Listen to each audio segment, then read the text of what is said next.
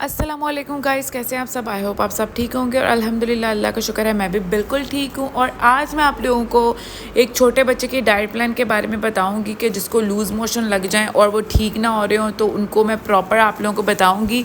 सबसे पहले जो उसकी डाइट प्लान में है तो आपने एक अदद वो केला लेके उसमें आपने दही में उसको मैश करके अच्छे से अपने बच्चे को फीड कराना है। ये आपने खिलाना है उसको और इसको आपने अच्छे से मैश कर लेना है ताकि वो अच्छे से खा सके। 9 मंथ ओल्ड बच्चे के बारे में बता रही हूँ क्योंकि जो मेरा बच्चा है वो 9 मंथ ओल्ड है और उसको मैं हमेशा उसको वही घर की चीज़ें खिलाती हूँ। दही भी बाहर का नहीं खिलाती, इसको मैं दही घर में फ्रीज़ करती हूँ, जमाती हूँ और तो उसको वही खिलाती हूँ। बाहर का दही नहीं मैं खिलाती, तो उसके हिसाब से थोड़ा सा मैं फ्रीज़ कर लेती हूँ तो देन उसको मैं खिलाती हूँ। जब से उसका स्टमक डिस्टर्ब हुआ है ना तो उसको मैं हमेशा घर की चीज़ें खिलाती हूँ। वैसे भी बच्चा छोटा है, उसको बाहर की तो वो चीज़ें नहीं खाता। तो आप लोगों ने भी यही करना है कि आपने उसको अच्छे से बनाना और कि इसमें दही में मैश करके खिलाना है। और देन उसके बाद आपने जो उसकी डाइट प्लान में दूसरी चीज़ शामिल करनी है वो है आपने चावल की खिचड़ी बना के देनी है। ये मुझे सारा डॉक्टर ने रेकमेंड किया और मैं आपको डॉक्टर की रिकमेंडेशन के अकॉर्डिंगली आप लोगों को बता रही हूँ ताकि जिन बच्चों के स्टमक ख़राब होते हैं वो डॉक्टर के पास अगर अर्ली में नहीं जा सकते हैं तो आप घर बैठे आप उनको मेडिसिन भी वो प्रोवाइड कर सकते हैं और वो आप उनको अच्छे से वो खिला भी सकते हैं जिससे उनका पेट ख़राब बिल्कुल भी ना हो और आप उसको अच्छे से उनका पेट जो है ना मुकम्मल तौर पर ठीक हो जाए विदाउट डॉक्टर के पास जाए। तो मैं डॉक्टर के पास गई थी तो उसने जो मुझे रेकमेंड किया वो मैं आप लोगों के साथ शेयर कर रही हूँ। उसने कहा कि आपने इसको पतली सी खिचड़ी बना के देनी है। तो इसको मैं फिर वैसे ही वो खिचड़ी बना के देती हूँ जैसे मुझे डॉक्टर ने बताया था। तो आपने 2 से 3 चम्मच चावल ले लेने और उसमें आपने मूंग की दाल डाल लेनी है जो येलो कलर की होती है। मुझे नहीं पता मूंग के या मसूर के, लेकिन येलो कलर की होती है वो जो खिचड़ी में डलती है, वो वाली आप लोगों ने डालनी है। और ये देखिए इसको मैंने अच्छे से पकाया है, इसको पकाते रहना है जब तक ये खुद चावल टूट जाते हैं पक पक के। और इसको अच्छे से आपने गलाना है, आपने बिल्कुल भी कच्चा नहीं रहने देना है, इसको अच्छे से गलाना है क्योंकि बच्चे ने खाना है, क्योंकि ऑलरेडी बच्चे का स्टमक जो है वो डिस्टर्ब है और उसके लिए आपने उसको पेट बिल्कुल ठीक करना है। तो इसको बिल्कुल सॉफ्ट तैयार करना है। तो उसमें मुझे अभी थोड़ा कच्चा कच्चा लग रहा है तो इसमें मैंने और पानी ऐड कर दिया। तो इसकी कंसिस्टेंसी आपने बिल्कुल पतली रखनी है कि आप इसको फ्रिज में भी रखें तो वो पतली ही रहे और जब आप इसको दोबारा से गर्म करें इसको देने के लिए तो वो पतली लगे। तो ये देखिए इसकी कंसिस्टेंसी आपने इस तरह रखनी है। इसमें आपने पिंच ऑफ सॉल्ट डाल देना है और पिंच ऑफ काली मिर्च। तो इससे जो बच्चा होता है ना वो मज़े से शौक़ से खा लेता है। अगर वो खाली हो ना रूखी फीकी सी तो वो शौक़ से नहीं खाता। मेरा बच्चा तो नहीं खाता, लेकिन आप लोग अगर आपके बच्चे खा लेते हैं तो अगर आप नमक डाल सकते हैं। अगर आप मिर्चें हल्की सी डालें तो इतना पता नहीं चलता। आप बिल्कुल लाइट सी काली मिर्च, पिंच ऑफ सॉल्ट और पिंच ऑफ काली मिर्च डाल सकते हैं तो जिससे बच्चे का जो टेस्ट इन्हेंस होता है और वो ईज़िली खा लेता है। तो आपने सिर्फ ये 2 चीज़ें इसको आपने खिलानी है, इसके अलावा आपने कुछ भी नहीं खिलाना है इसको। जब आप देखें कि इसका स्टमक बिल्कुल ठीक हो गया उसकी भी मैं डाइट प्लान आप लोगों के साथ ज़रूर शेयर करूँगी क्योंकि वो भी मैंने डॉक्टर से पूछा था कि आप जब ये इसका पेट ठीक हो जाए तो मैं इसको क्या क्या खिला सकती हूँ ताकि इसकी हेल्थ थोड़ी हो जाए, क्योंकि थोड़ा सा ना सुकड़ू सा है मेरा बेटा। तो माशाल्लाह से ना मुझे हेल्दी बच्चे अच्छे लगते हैं तो मैंने कहा इसको मैं थोड़ा हेल्दी करूँगी। तो वो जो मुझे डॉक्टर ने बताया तो इंशाल्लाह वो भी मैं आप लोगों के साथ डाइट प्लान शेयर करूँगी। तो सबसे पहले तो मैं आपको ये बताऊँ कि जिस मेडिसिन के साथ मेरा बच्चा बिल्कुल ठीक हुआ तो वो 2 मेडिसिन है क्योंकि उसको फ्लू भी बहुत ज़्यादा था और इतना ज़्यादा फ्लू था ना कि उसका नाक रेड हो जाता था बार बार साफ़ करके। और उसको लूज़ मोशन इतने ज़्यादा लगे हुए थे ना कि दिन में वो 5 से 6 लूज़ मोशन करता था।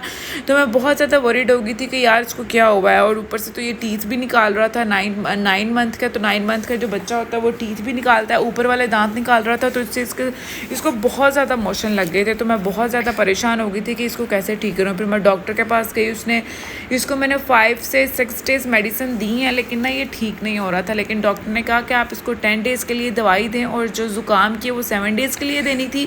तो 7 डेज़ से भी अबव हो गया था तो ये ठीक नहीं हो रहा था। डॉक्टर ने कहा कि इसको आप 2 दिन और दें तो इंशाल्लाह ठीक हो जाएगा। तो वही हुआ कि 2 दिन मैंने इसको और मेडिसिन दी है फ्लू वाली। तो वो उसका बिल्कुल माशाल्लाह से मेरा बेटा बिल्कुल ठीक हो गया। तो मैं आप लोगों के साथ मैंने कहा कि मैं भी आप लोगों के साथ अपना एक्सपीरियंस शेयर करती हूँ और मेडिसिन शेयर करती हूँ कि आपके बच्चे अगर बीमार हैं, उनका स्टमक ख़राब है, फ्लू वगैरह, तो आप कौन सी दवाइयाँ दे सकते हैं उनको। ये 9 मंथ ओल्ड बच्चे के लिए बहुत ज़रूरी है और ये 9th मंथ के बच्चे को आप ईज़िली दे सकते हैं। तो ये जिंकैट ओडी के नाम से एक सिरप है। ये मोशन के लिए अच्छा होता है, डायरिया मोशन वगैरह के लिए ये बहुत अच्छा सिरप है। और इसको आपने 10 डेज़ के लिए देना है और इसको सिर्फ आपने देना है 1 टेबल स्पून। इससे ज़्यादा नहीं देना आपने, क्योंकि जब मैंने इसको 2 दिन दिया था ना तो ये वॉमिट कर देता था। तो मैं जब सोचा, मैंने कहा इसको मैं ये वाली मेडिसिन दे रही हूँ, इससे ये वॉमिट करता है तो इसको कैसे ठीक किया जाए। मैंने डॉक्टर को बताया था कि ये ना वॉमिट कर देता, तो डॉक्टर मुझे बोला कि कुछ नहीं होता, कि आप इसकी क्वांटिटी थोड़ी कम कर दें, लेकिन आपने इसको मेडिसिन यही वाली देनी है। तो फिर मैंने उसको इसकी क्वांटिटी मैंने हाफ़ टेबल स्पून कर दी, लेकिन आपने इसको ये मेडिसिन इस तरह देनी है कि जिससे वो वॉमिट नहीं करेगा। कि आपने अगर इसको दूध पिलाया है तो दूध के 1 घंटे बाद इसको मेडिसिन देनी है। तो अगर आप इसका पेट खाली है, जैसे वो सुबह सोकर उठा है और आपने इसको दूध नहीं पिलाया, लाइक उसको दूध पिए हुए 1 से 1.5 घंटा हो गया, तब आप इसको हाफ़ चम्मच दे सकते हैं। तो तब ये बिल्कुल भी वॉमिट नहीं करेगा और आराम से ये हज़म कर लेता है बच्चा ना। वरना अगर आप इसको दूध के 15 to 10 मिनट्स बाद देंगे तो ये वॉमिट कर देगा, दूध पीने के बाद या दूध पीने से पहले। तो आपने इस चीज़ का एहतियात ज़रूर करनी है। तो एक ये दूसरा सिरप है, रिजिक्स है। तो ये भी बहुत अच्छा, ये एंटीबायोटिक सिरप है। तो इससे एक तो बच्चे का फ्लू बहुत जल्दी ठीक हो जाता है। ये बहुत अच्छा सिरप है। रनिंग नोज़ हो, आइज़ में से पानी आ रहा हो, बच्चे का फ्लू बहुत ज़्यादा हो, आइज़ पे अगर पानी आता है ना तो वो उसका गंद सा चिपक जाता है आइज़ में। बच्चे 9 मंथ ओल्ड के जो बच्चे होते हैं, उनके 8 मंथ ओल्ड के जो बच्चे होते हैं, 8 मंथ के बच्चे को भी ये दे सकते हैं। क्योंकि मैंने जब 8 मंथ का तो इसको तब भी बहुत ज़्यादा फ्लू था, तो मैंने इसको यही वाला सिरप दिया था। तो ये बहुत अच्छा सिरप है, आप इसको बहुत आराम से दे सकते हैं। तो यही मेरी डॉक्टर की रिकमेंडेशन के मुताबिक जो उसने बताया था वही मैं आप लोगों के साथ शेयर कर रही हूँ। तो माशाल्लाह से आज 10 डेज़ पूरे हो गए हैं इसको दवाई देते हुए। और जो रिजिक्स थी इसको 7 डेज़ के लिए देना है, हाफ़ टेबल स्पून सिर्फ रात को, इससे ज़्यादा नहीं देना आपने।